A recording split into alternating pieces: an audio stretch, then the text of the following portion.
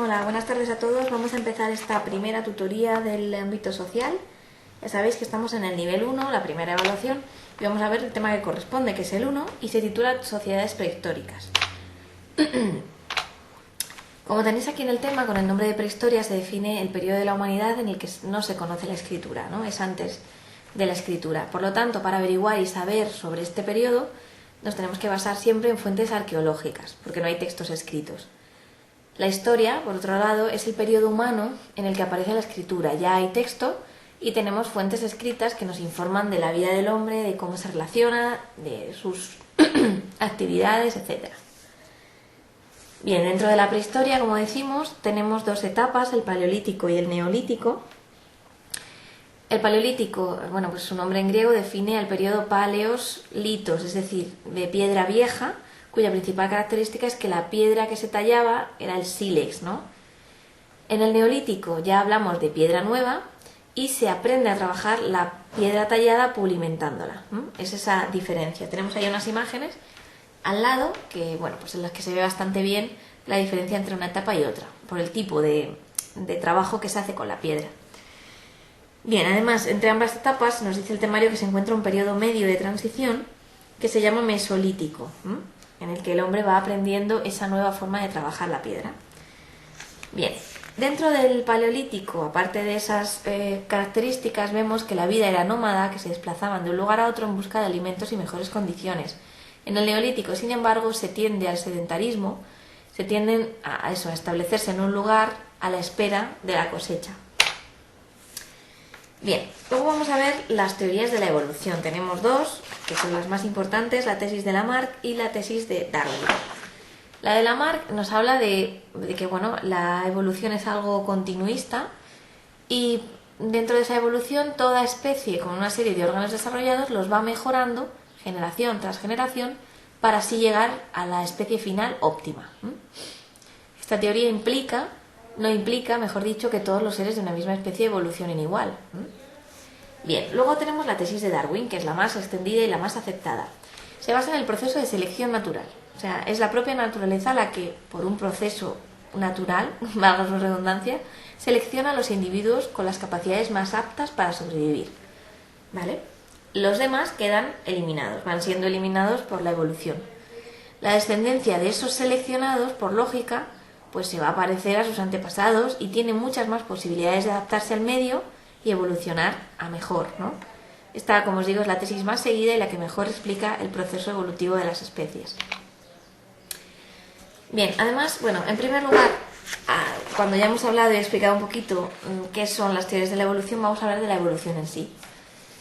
Bueno, la presencia de un dedo pulgar oponible al resto de los dedos de la mano, ¿vale?, permite fabricar y coger los instrumentos y los objetos con mayor facilidad. El resto de animales, como el chimpancé, por ejemplo, carece de ese pulgar.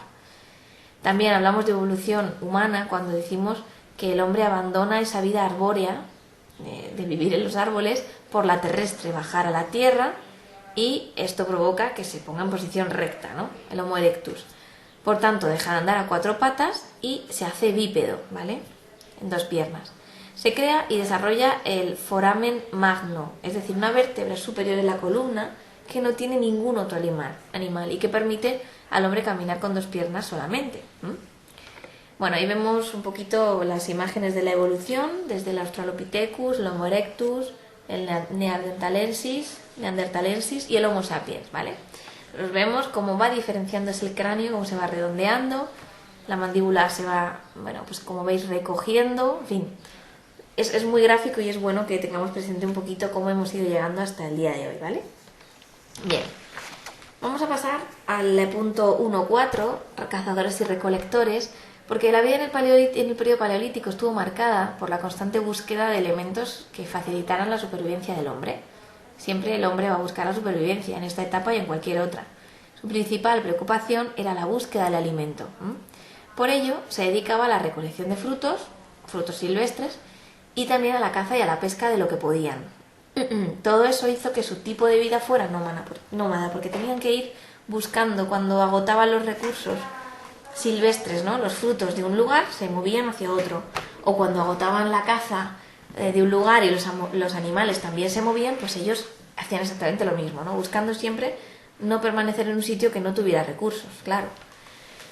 Bien, la Tierra en esta era estaba congelada, imaginaos, ¿no? Con una flora y fauna muy similar a la que hoy en día tenemos en las zonas más extremas del planeta, o sea que es muy difícil la supervivencia. Os dejamos aquí, bueno, pues por etapas en la pantalla para que leáis tranquilamente un poquito lo que encontrábamos en el Paleolítico inferior, medio y superior. Resumiendo, en el Paleolítico inferior hablamos de un material, pues digamos más rudimentario, como los guijarros, el cuarzo, el jaspe, piedras duras, donde la técnica que utilizaban era la percusión de un canto con otro hasta que, bueno, se cortaban y les quedaban bordes que les servían para cortar, y eso les servía como instrumento para cortar leña, arrancar tubérculos, despedazar animales, etc. Ya en el Paleolítico medio vemos una evolución, ya trabajan únicamente con piedra de sílex, utilizan la misma técnica que antes, pero ahora crean flechas, puntas de lanza, raspadores, o sea, armas para cazar y para curtir pieles, ¿no? Más específicas. Ya en el Paleolítico superior hablamos de que aparte de la piedra de sílex utilizan el hueso, la madera, las astas. Igual con percusión y trabajo de raspado consiguen flechas, agujas, arpones. ¿Esto para qué les sirve? Pues para cazar y pescar y para coser las pieles. Ya el trabajo que hacen con las pieles es aprovecharlas para coserlas y vestirse. Hay una revolución en el periodo neolítico. Consideramos este periodo el último de la Edad de Piedra. Aparece en Mesopotamia y llega hasta el año 3000 aproximadamente, etapa que ya se ve mezclada con la Edad de los Metales. Como hemos comentado anteriormente, neolítico significa piedra nueva.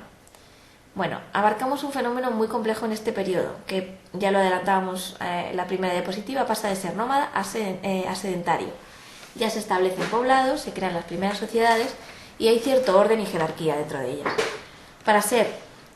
Pasa de ser cazador a cultivar plantas, ya está controlando la producción de alimentos, ¿veis? Ya es una evolución. Además domestican animales para que les ayuden a esas tareas, y además descubren esos sistemas de canalización de los campos, de riego, y se sirven de útiles pues pulimentados, de alfarería, de tejidos. Ahí inventan también la rueda, o sea, ya se ve que hay pues toda una evolución, un cambio con respecto al periodo anterior. Aquí vemos en este gráfico, que podéis mirar tranquilamente, todo lo que hacían dentro de su hábitat, dentro de su círculo donde vivían. Y bueno, pues ya veis que es muy importante el cultivo de la tierra, sobre todo, y la domesticación de los animales. Bien, vamos a ver la edad de los metales. En la página 13, a finales del cuarto milenio, comienza el tránsito del neolítico en Europa, hacia la edad de los metales. Claro, al principio los útiles metálicos tenían un origen mágico, era como que procedían de Dios, del cielo, ¿no? De alguna fuerza exterior que el hombre tallaba como la piedra. Como vemos aquí, hay tres edades dentro de la edad de los metales: la de cobre, la de bronce y la de hierro. También las tenemos en el temario. En el cuadro que tenemos en pantalla lo vemos un poquito más fácil, digamos. En la edad de cobre, el cobre se utiliza para armas de combate sobre todo, y también se usa para la agricultura. En la edad de bronce nos encontramos que este material, era necesario encontrarlo porque los hombres querían tener materiales con más resistencia, un metal mucho más resistente. El bronce es la aleación del cobre y el estaño y resistía mucho mejor. Se realizan espadas, escudos, hachas y puntas de flecha. Y ya en la de hierro, sabemos que los primeros en utilizar el hierro fueron las nititas, de uso para las armas y para los instrumentos de agricultura. Bueno, pues eso, leemos un poquito la información que viene en el temario y tenemos claro cuáles son estas tres edades para después, si nos lo preguntan en el examen, saber identificarlas. Vamos a ver la siguiente diapositiva, que engloba el arte prehistórico. Digamos que dentro de las principales manifestaciones artísticas del Paleolítico superior encontramos el arte nobiliar y el arte rupestre. Hay diferentes teorías para explicar el porqué, por qué hacían y por qué construían obras como estas. El porqué del arte paleolítico, ¿no? En la página 15 nos dan algunos argumentos. La primera teoría es la del arte por el arte, o sea, que el ser humano tiene necesidad de crear, de manifestar sus pensamientos y sus miedos, pero no parece esta teoría demasiado convincente, ¿no? Observando el medio de vida que tienen. La segunda es de carácter mágico, que ya la tenemos en pantalla. Al pintar figuras relacionadas con la caza parecía que buscaban esos mejores augurios para la caza, ¿no? Pero la tercera nos dice que es meramente religiosa, o sea, ellos practican, se supone, una religión animalista con culto a la naturaleza, al sol, a la tierra y a los seres vivos, que son los que pintan. De esta manera los animales se convierten en una especie de dioses que proporcionan el sustento diario y había que venerarles. Bueno, esas dos son las que más completas nos parecen a toda la comunidad, digamos, docente, y es la que más aceptada, la última en concreto, ¿vale? Bueno, siguiendo estas teorías podemos decir que el arte mobiliar nos sirve para referirnos a los objetos que aparecen en piezas sueltas y que se pueden llevar de un lado a otro, se pueden transportar. Son relieves, sobre todo, grabados o pequeñas esculturas. El material que utilizan es piedra, hueso o marfil. El arte rupestre, pues son esas pinturas que conocemos, son grabados en el interior de las cuevas o en las paredes de abrigos al aire libre. Utilizan los relieves de las rocas para conseguir el volumen, pues eso, de los diferentes animales. Bien, por último vemos esta diapositiva de la península en la prehistoria en la península ibérica, donde decimos que los restos más antiguos encontrados pertenecen a un fósil humano en Guadix, hallado en Guadix, Granada, hace unos, pues eso, 1.600.000 años. Son unos fragmentos de cráneo que quizá podrían ser de Homo erectus o de Homo habilis dentro del Paleolítico inferior. Como vemos aquí, es interesante el mapa porque nos dibuja un poquito qué es lo que se ha encontrado en las diferentes partes de España, desde yacimientos del Paleolítico inferior y medio, pinturas, tanto franco-cantábrica como levantina, también hay yacimientos del Neolítico, cultura almeriense, los vasos campaniformes. También hemos encontrado monumentos megalíticos, como veis, sobre todo en el sur, y las zonas de desarrollo del bronce. Ahí la vemos en las Islas Baleares y también en la zona de Galicia, ¿vale? Bueno, pues con esto hemos terminado el primer tema.